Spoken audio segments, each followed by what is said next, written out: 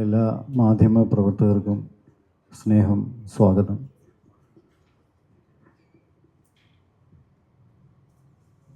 എല്ലാവർക്കും നോട്ടീസ് കിട്ടിയിട്ടുണ്ടാവും. വിശ്വമഹാകവിയായ ടാഗോറിൻ്റെ നസ്തനീർ എന്ന കഥയെ അടിസ്ഥാനമാക്കി അദ്ദേഹത്തിൻ്റെ തന്നെ ഒരു കവിതയുണ്ട്. The time bird was in the cage. ഈ നാടകത്തിൻ്റെ സൊല്യൂഷൻ ഞാൻ കണ്ടത് ആ കവിതയിലാണ്. ഈ പഠനത്തിലൂടെയുള്ള ഒരു തീർത്ഥയാത്രയാണ് ഈ നാടകം. വളരെ ലളിതമായ നാടക രീതികൾ സ്വീകരിച്ചുകൊണ്ട് എൻ്റെ സുഹൃത്തുക്കളായ ഇവിടെ ഇരിക്കുന്ന നടന്മാരെ കൊണ്ട് ചെയ്ത ഒരു ലഘു നാടകമാണ്. 1 മണിക്കൂറും 10 മിനിറ്റുമുള്ള ഒരു യാത്ര. ചാരുലത നിങ്ങൾക്കെല്ലാം അറിയാമായിരിക്കുമെന്ന് വിശ്വസിക്കുന്നു. അതിനെക്കുറിച്ച് ഞാൻ അധികം പറയുന്നില്ല. നാടകത്തിലൂടെ അസ്വാതന്ത്ര്യത്തിനും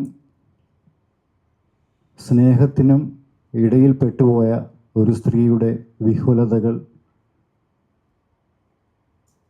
കാണിക്കാൻ ശ്രമിക്കുന്ന നാടകം കൂടിയാണിത്. അതുമാത്രമല്ല, നമ്മുടെ ഓരോരുത്തരുടെയും ചാരുലതയുടെ അസ്തിത്വം തേടിയുള്ള ഒരു യാത്രയാണെങ്കിലും ഇത് നമ്മളുടെ എല്ലാവരുടെയും നൊമ്പരം തന്നെയാണ്. പത്രപ്രവർത്തനങ്ങളുടെ ഇടയിൽ തിരക്കിലായിപ്പോയ ഭൂപതി എന്ന ഭർത്താവിനും സാഹിത്യ ലോകത്തേക്ക് തന്നെ എത്തിച്ച, അതിനുള്ള വാസനകൾ തന്ന് വളരെ അടുപ്പമുണ്ടായ അമലിനോടും ഇടയിൽ പെട്ടുപോയ ഒരു നിഴലാണ് ഇവിടെ ചാരുലത.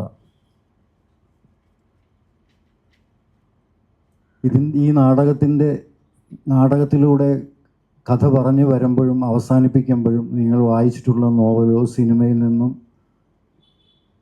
അങ്ങനെ ഒരു അവസാനമല്ല ഈ നാടകത്തിലൂടെ കാണപ്പെടുന്നത്. കാരണം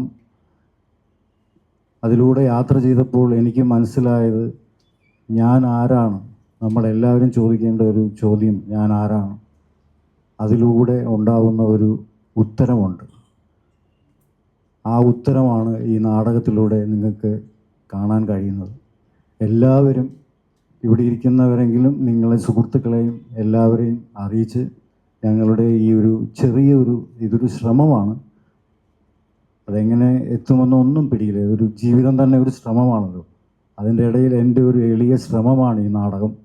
ഇതിൽ പ്രത്യേകിച്ച് എൻ്റെ കൂടെ പ്രവർത്തിക്കുന്നവർ ഇതിനോട് വളരെ ആത്മാർത്ഥമായി നിന്നതുകൊണ്ടാണ് ഇത് ഇത്രയും വളരെ കുറച്ച് ദിവസം കൊണ്ട്. ഞാൻ യു കെയിൽ ഓക്സ്ഫോർഡ് യൂണിവേഴ്സിറ്റിയിലാണ് ജോലി ചെയ്യുന്നത്. Basically I'm a lawyer, I'm a musician, I breathe music. So എൻ്റെ ഒരു പാഷൻ്റെ ഭാഗമായി ചെയ്തൊരു നാടകമാണ്. ഞാൻ 10-20 നാടകങ്ങൾ യു കെയിൽ ചെയ്തിട്ടുണ്ട്. പിന്നെ ഇംപ്രോ കോച്ചും കൂടെയാണ്. ഇംപ്രൊവൈസേഷൻ അതാണ് എൻ്റെ മേഖല. ഞാനത് ബിസിനസ്സുകാർക്കും സ്റ്റുഡൻസിനും ടീച്ചേഴ്സിനും ഒക്കെ ചെയ്യുന്നുണ്ട്. ഇവിടെ എനിക്ക് 2 വർക്ക്ഷോപ്പ് എറണാകുളത്തുണ്ട്.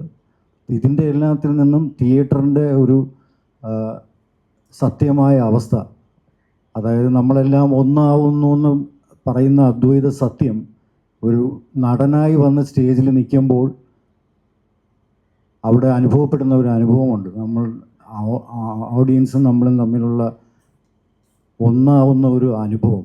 അത് നിങ്ങൾ ഈ ഹാളിൽ വന്നിരുന്ന് നാടകം കാണാൻ വന്നിരുന്ന ഹാളിൽ ഇരിക്കുന്നത് മുതൽ ഈ നാടകം തീരുന്നത് വരെ നമ്മളെല്ലാവരും ഒന്നാണ്. വിഘടിക്കപ്പെടേണ്ട ആവശ്യമില്ല. അവിടെ ഇരിക്കുന്ന കസേരയായാലും ശരി, ലൈറ്റായാലും ശരി, അഭിനേതാവിൻ്റെ കൂടെ അത് മൂവ് ചെയ്യുന്ന ഒരു അനുഭവം നിങ്ങൾക്ക് അനുഭവിക്കാനുള്ള ഒരു ശ്രമം കൂടിയാണിത്. എന്തായാലും ഈ നാടകത്തിലേക്ക് വന്ന് സഹകരിച്ച് വിജയിപ്പിക്കാൻ ഞാൻ നിങ്ങളെല്ലാവരെയും ക്ഷണിച്ചു കൊള്ളുന്നു. എൻ്റെ സുഹൃത്തുക്കൾക്ക് ഇതിനെക്കുറിച്ച് എന്തെങ്കിലും പറയാൻ, ഇവരാണ് ഇതിൽ നെടും തൂണുകൾ. അവർക്ക് എന്തെങ്കിലും പറയാനുണ്ടെങ്കിൽ നിങ്ങൾക്ക് കേൾക്കാം.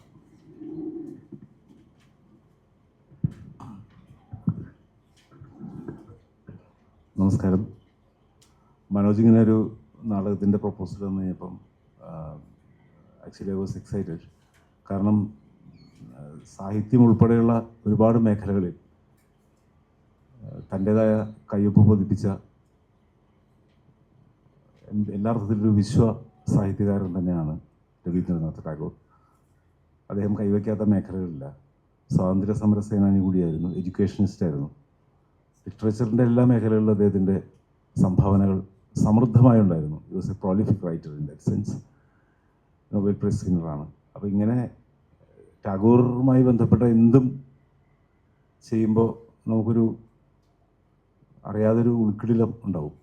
പ്രത്യേകിച്ചും അദ്ദേഹത്തിൻ്റെ വളരെ പ്രഖ്യാതമായ ഒരു പ്രമേയമാണ് ഇവിടെ മനോജ് നാടകത്തിന് വേണ്ടി സ്വീകരിച്ചിട്ടുള്ളത്.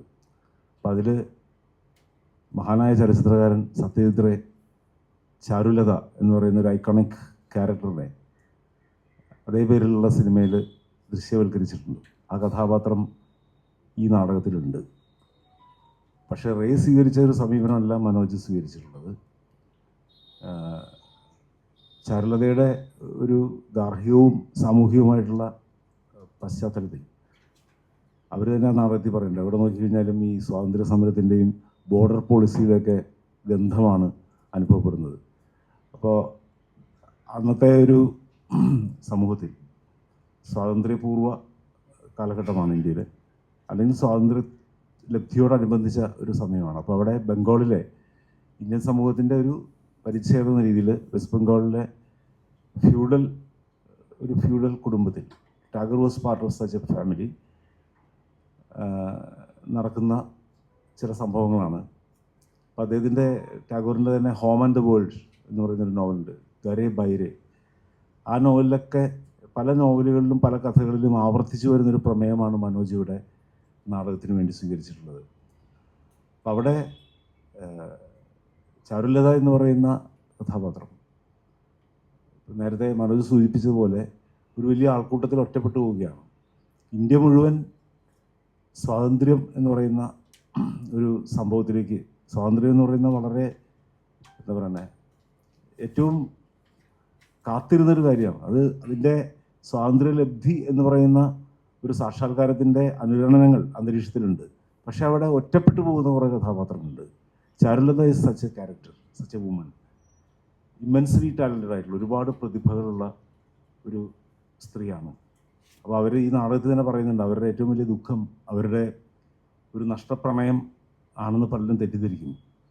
പക്ഷെ അതങ്ങനെയല്ല, തന്നെ ആരും വായിച്ചില്ല എന്നുള്ളതാണ് അവരുടെ ഏറ്റവും വലിയ സങ്കടം.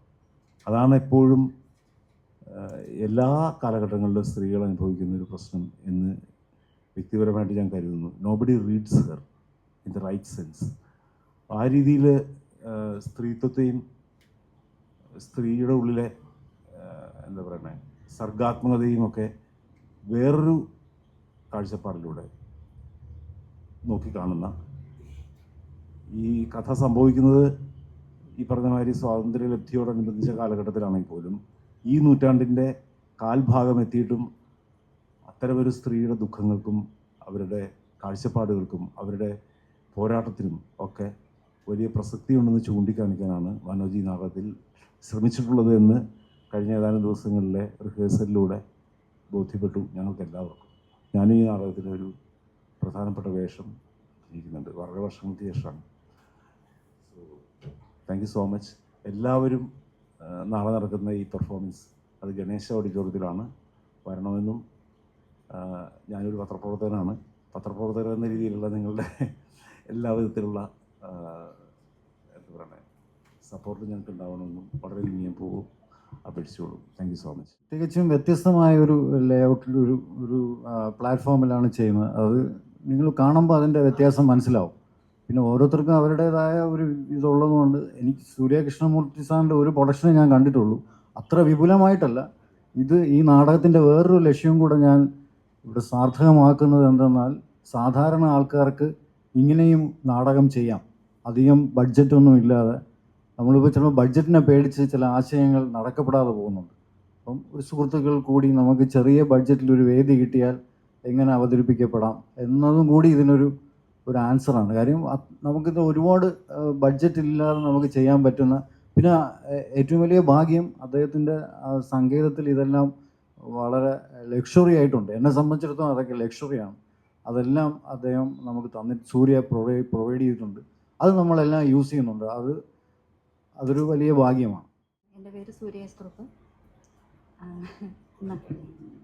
നാടകത്തെക്കുറിച്ച് പറയുകയാണെങ്കിൽ ഇപ്പം ടാഗോറിൻ്റെ കൃതിയായിട്ട് അതിലുള്ളൊരു കഥാപാത്രമായിട്ടാണെങ്കിലും മനോജ് ശിവ എന്നുള്ള ഒരു ഡയറക്ടറുടെ അദ്ദേഹത്തിൻ്റെ സ്വതന്ത്രാവിഷ്കാരം എന്നുള്ള നിലയിലുള്ള ഒരു നാടകം എന്നുള്ള ഇതിലായാലും അതിലെ ഒരു പ്രധാന കഥാപാത്രം ചാരുലത എന്ന കഥാപാത്രത്തെ അവതരിപ്പിക്കാൻ കഴിയുക എന്ന് പറയുന്നത് എന്നെ സംബന്ധിച്ച് വളരെ സന്തോഷമുള്ളൊരു കാര്യമാണ്. അതും അഭിനയം എന്നുള്ളത് എനിക്ക് ഏറ്റവും ഇഷ്ടപ്പെട്ടൊരു കാര്യം ആയതുകൊണ്ടും തന്നെ അത് വളരെ സന്തോഷമുള്ളൊരു കാര്യമാണ്. നാടകത്തെ സംബന്ധിച്ച് എനിക്ക് പറയാനുള്ളത് വളരെയധികം ഒരു അഭിനേതാവ് എന്നുള്ള നിലയിൽ വളരെയധികം അഭിനയിച്ച് ഫലിപ്പിക്കാൻ പറ്റുന്ന ഒരു കഥാപാത്രമായിട്ടാണ്, അഭിനയ മുഹൂർത്തങ്ങളുള്ള ഒരു കഥാപാത്രമായിട്ടാണ് റിഹേഴ്സലൊക്കെ ചെയ്യുമ്പോൾ എനിക്ക് മനസ്സിലാക്കിയിട്ടുള്ളത്. വളരെ മനോഹരമായിട്ട് അദ്ദേഹം അതിന് ഡയലോഗ്സ് എഴുതിയിട്ടുണ്ട്. ലൈറ്റും സൗണ്ടും അതിന് ഉപയോഗിച്ചിട്ടുണ്ട്. അപ്പോൾ എല്ലാവരും നാളെ വരിക, കണ്ട് ആസ്വദിക്കുക. അത്രയേ ഉള്ളൂ. Thank you.